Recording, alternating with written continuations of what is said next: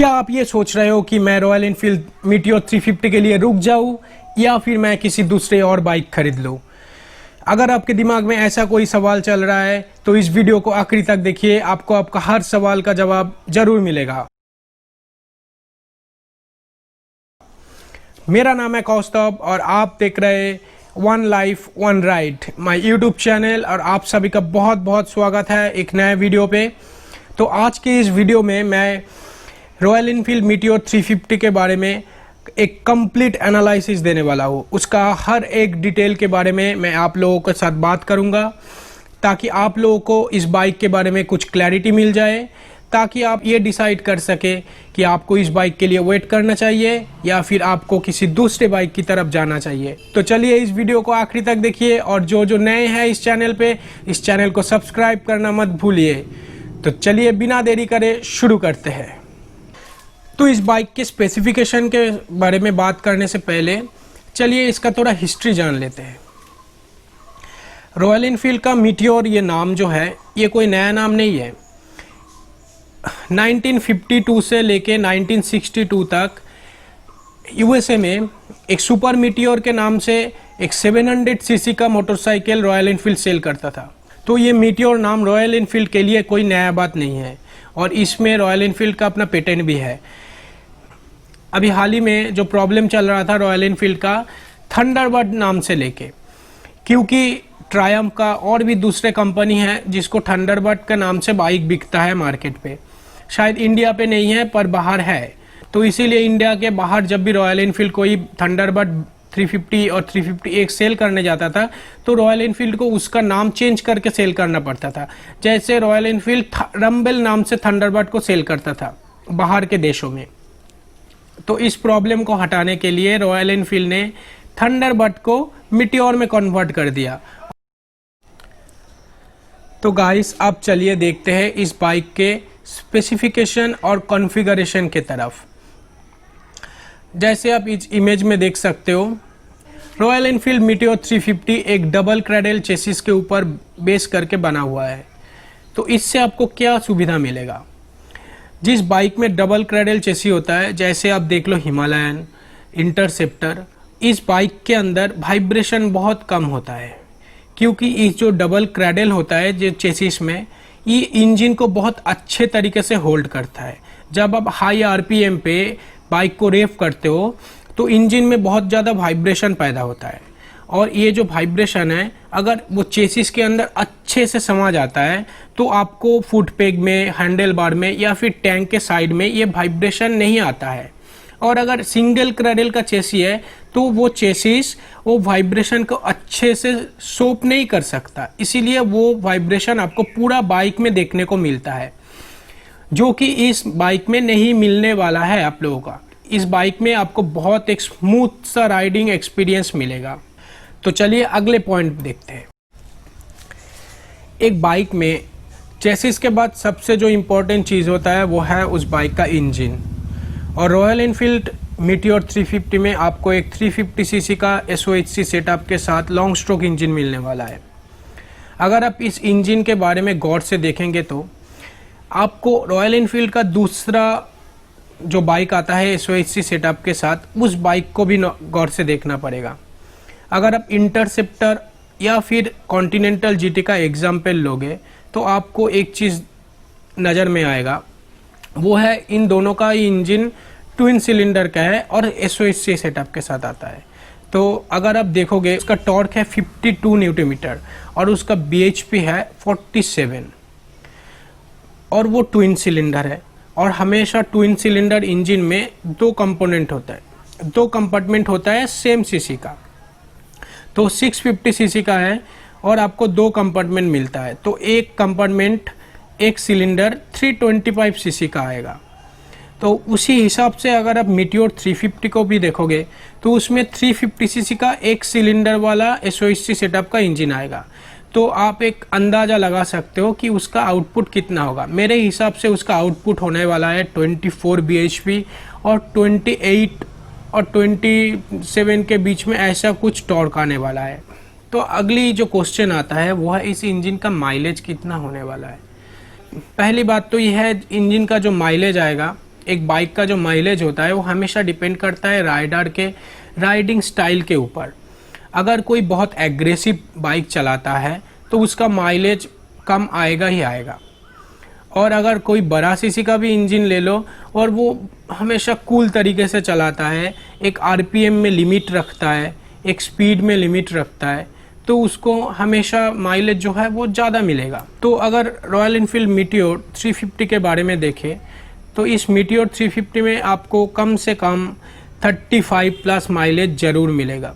और अगर आप बहुत अच्छे तरीके से चलाते हो, क्लच कम यूज़ करते हो, क्लच को पकड़ के नहीं रखते हो बाइक चलाने के टाइम पे, अगर आप सही तरीके से गियर शिफ्ट करते हो, अगर आप सही आरपीएम में सही स्पीड में चलाते हो, इस बाइक से 40 प्लस माइलेज भी निकाल सकते हो।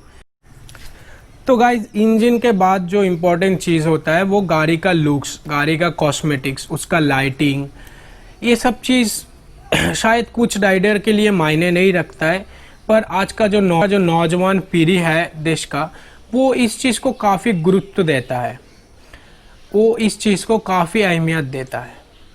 तो चलिए उस चीज़ पे एक बार गौर करते हैं।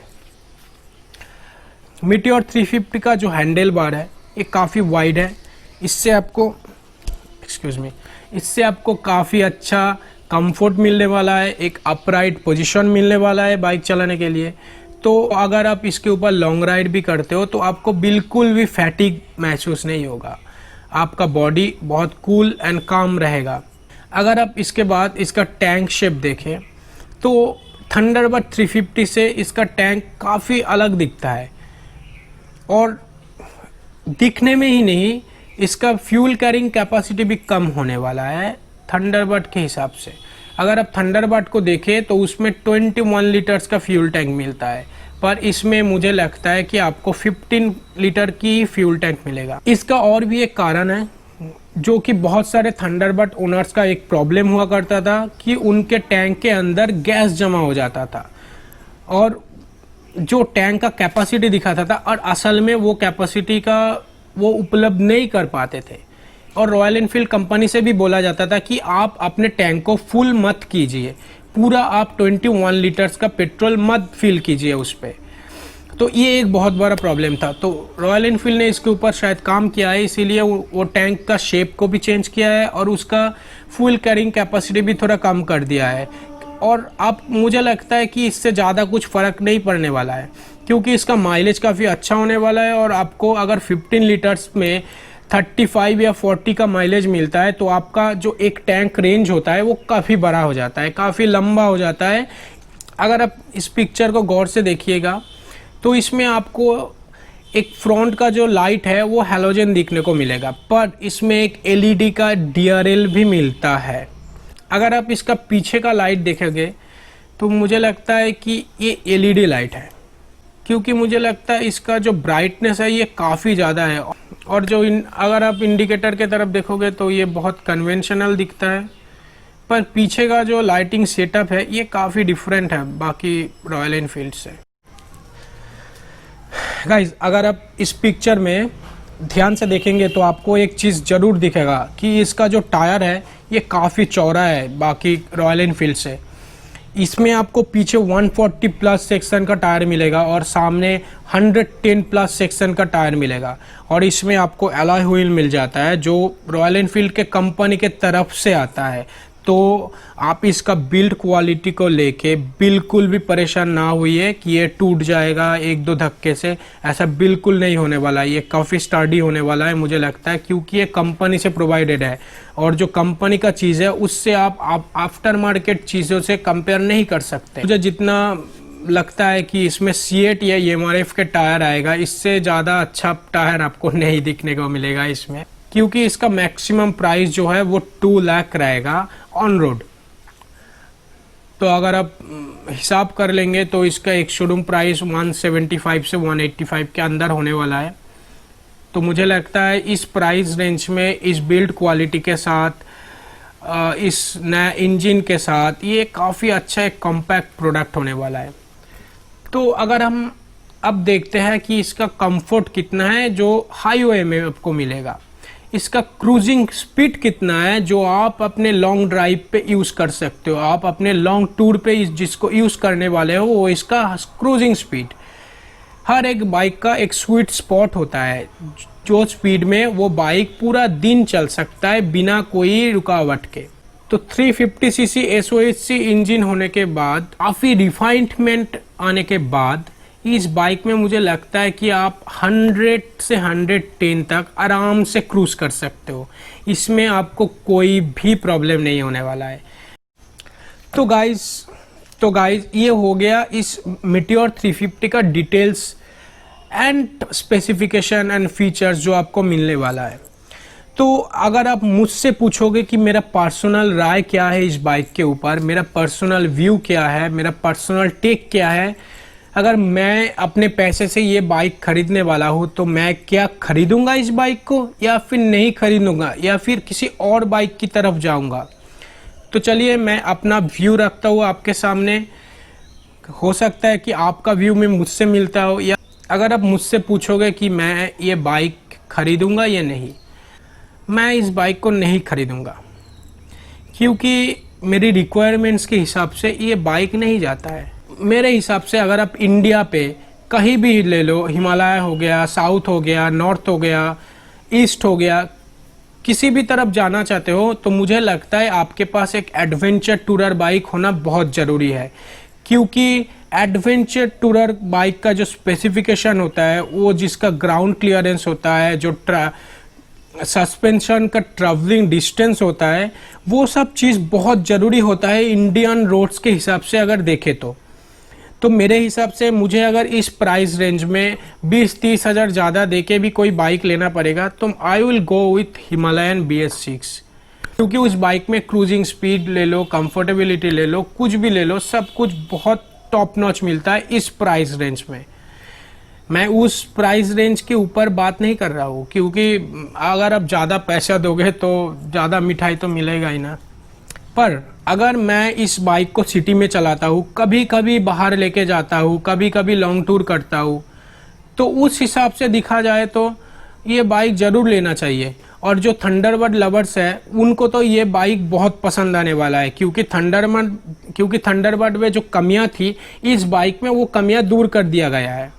और जो एक बात है, मुझे लगता है ये एक छोटा सा ड्रॉबैक है मीटियोर 350 या भी कोई भी ऐसे क्रूजिंग टाइप का बाइक ले लो, अगर आप इसमें टूर करने वाले हो, तब जब कोई रास्ते में पॉटहोल आता है या फिर छोटा छोटा स्पीड ब्रेकर आता है जिसके ऊपर से आप कोई भी ADV बाइक आराम से लेके जा सकते हो हाई स्पीड में। पर ये जो क्रूजिंग बाइक है, मेरे पर्सनली जो व्यू है इसके ऊपर, अगर आप उसमें से जाते हो बहुत हाई स्पीड में तो आपका जो ये बाइक है ये एलॉय व्हील के साथ आता है, तो इसमें आपको वो एलॉय व्हील क्रैक होने का थोड़ा सा संभावना दिख सकता है, या फिर आपको हमेशा वो पॉटहोल आए या फिर कोई छोटा स्पीड ब्रेकर आए उसके सामने आपको स्पीड स्लो करना पड़ेगा। और दूसरी बात है, आप ये जो क्रूज़र बाइक है इसमें सैडलिंग नहीं कर सकते हो, आप इसमें खड़ा नहीं हो सकते हो बाइक के ऊपर कि एक पॉटहोल आ गया, एक छोटा स्पीड ब्रेकर आ गया, इसके ऊपर हम सैडलिंग करके चले जाएंगे। ये आप ये क्रूजिंग बाइक पे बिल्कुल नहीं कर सकते हो। तो मुझे लगता है ये एक छोटा सा ड्रॉबैक है क्रूजिंग टाइप का बाइक लेना। बाकी तो आपका पैसा है, आप खरीदोगे इस बाइक को तो आपको एक बार गौर से सोचना चाहिए। आपको मेरा पॉइंट्स जो मैंने बताया ये ध्यान में रखो, उसके बाद अपना पर्सनल जो व्यू है उसके साथ मिला के एक कंप्लीटली सोचो इस बारे में, तभी एक अच्छे डिसीजन ले सकते हो आप।